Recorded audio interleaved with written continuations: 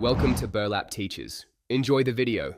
You start inside the game, open settings, and go straight to display or graphics. You need to know where night mode lives, so scan headings, display, graphics, or visual. Once you find display, pause and note related controls. Brightness, color temperature, and night mode toggle.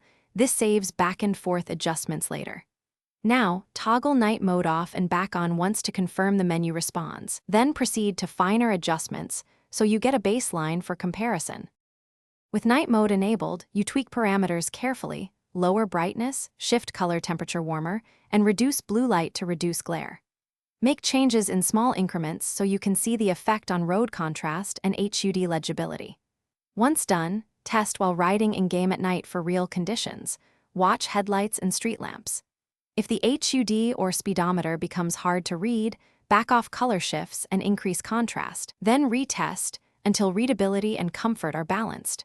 You finish by saving the configuration or creating a preset so night mode stays consistent across sessions. Then, take a short night ride to verify visibility under different lighting, city, highway, and tunnels. If HUD elements flicker or settings revert, make sure the game has right permissions, close and reopen the app and clear cache if needed. If problems persist, reinstall the game or reset graphics to default, then reapply night mode. This usually resolves stubborn setting apply. Thanks for watching. Consider subscribing if this video helped you.